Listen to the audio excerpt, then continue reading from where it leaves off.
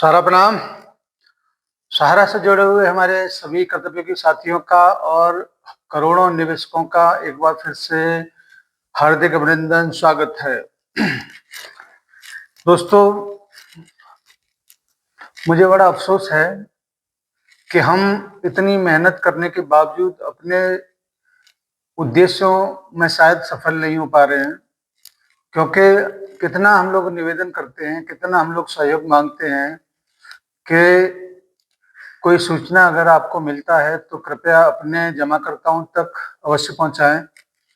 और हम बार बार दोहराते हैं इस बात को कि सहारा इंडिया परिवार का भुगतान केवल और केवल सहारा इंडिया परिवार ही करेगा, और पोर्टल के माध्यम से जो भी आंशिक भुगतान हो रहा है वो भी जायज तरीकों से ही मिल सकता है। लेकिन उसके बावजूद हमारी अपील न तो साथी हमारे जो कार्यकर्ता हैं वो भी नहीं मान रहे हैं और न ही जमाकर्ता, क्योंकि हम लोग बार बार इस बात को कहते हैं कि किसी को भी 1 रुपया देने की जरूरत नहीं है।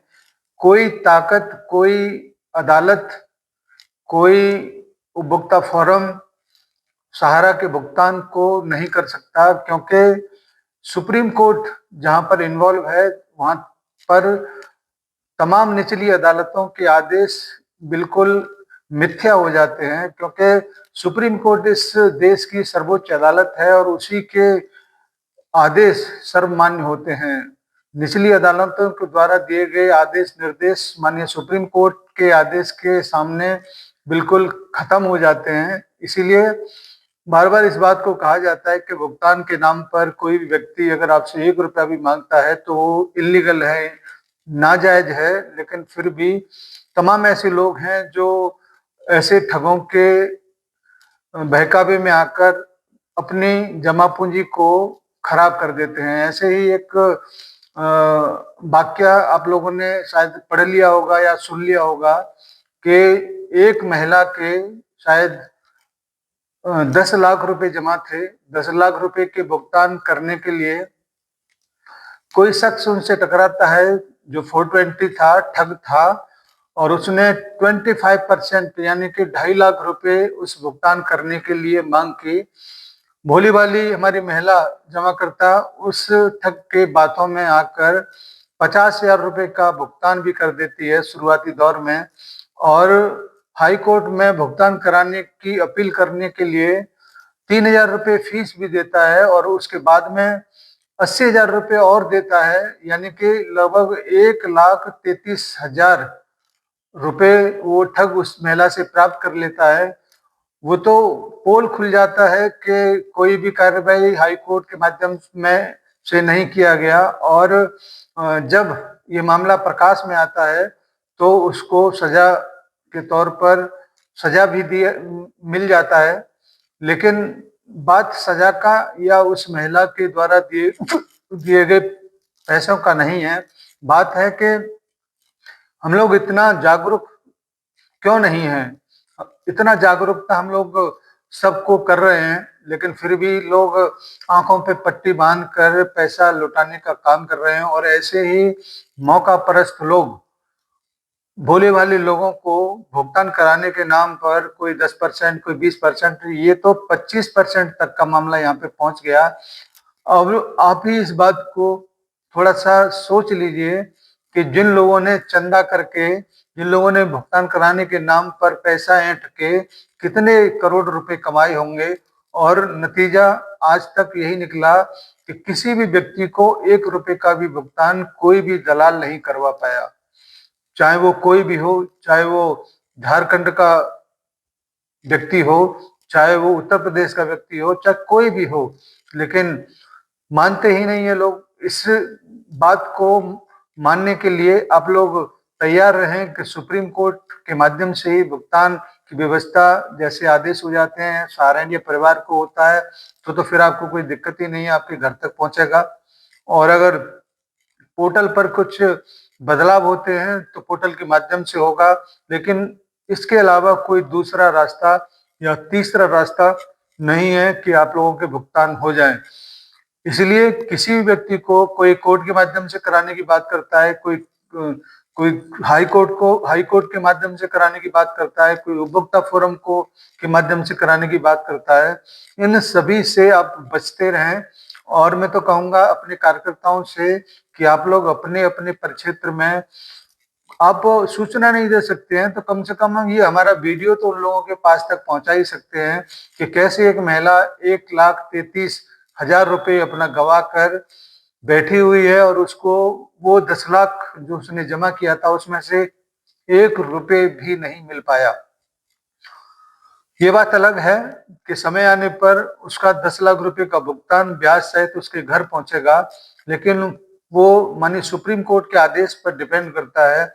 और जब तक सुप्रीम कोर्ट इस तरीके का कोई आदेश नहीं देता या सहारा इंडिया परिवार के बंधनों को खोलने का काम नहीं करता, तब तक आप लोग थोड़ा सा और धैर्य बना के रखें।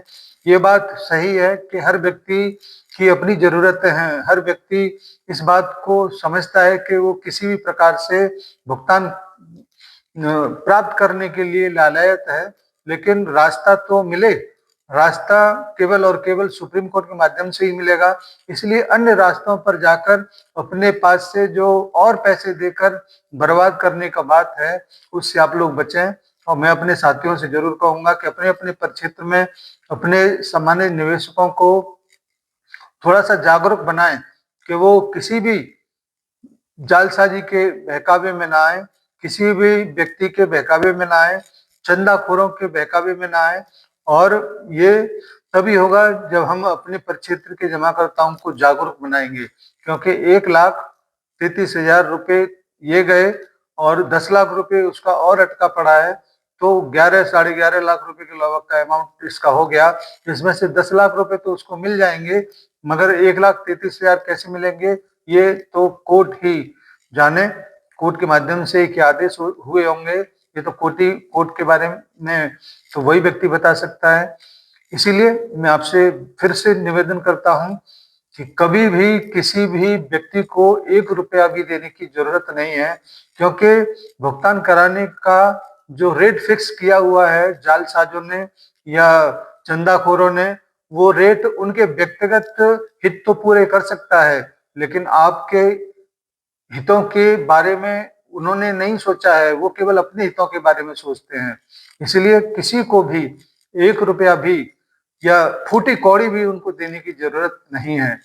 आपसे मेरा आग्रह है कि इस सूचना को अपने अपने सम्मानित जमाकर्ताओं तक, कार्यकर्ताओं तक जरूर पहुंचाएं।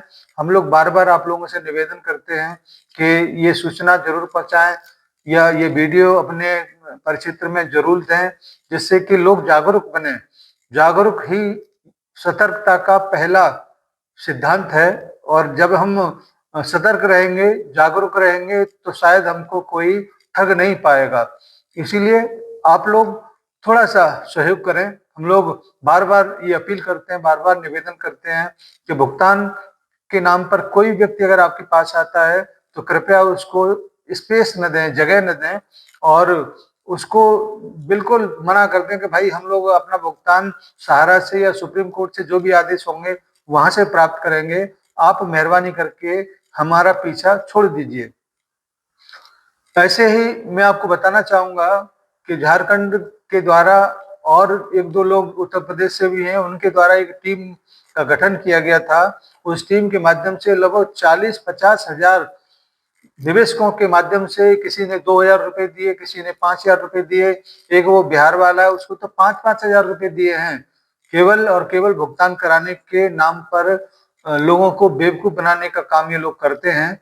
तो आपसे निवेदन है, चाहे वो बिहार वाला हो, चाहे वो झारखंड से हो, चाहे वो यूपी से हो, कोई भी हो, किसी को भी 1 रुपया देने की जरूरत नहीं है।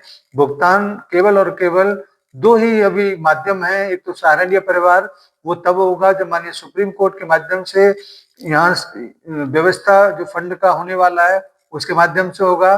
दूसरा पोर्टल के माध्यम से जो सहकारिता मंत्रालय द्वारा लॉन्च किया गया था उसके माध्यम से होगा। अन्य कोई तीसरा विकल्प नहीं है। इसीलिए आप लोग इस बात का विशेष तौर पर ध्यान रखें कि कोई भी व्यक्ति को 1 रुपया देने की जरूरत नहीं है।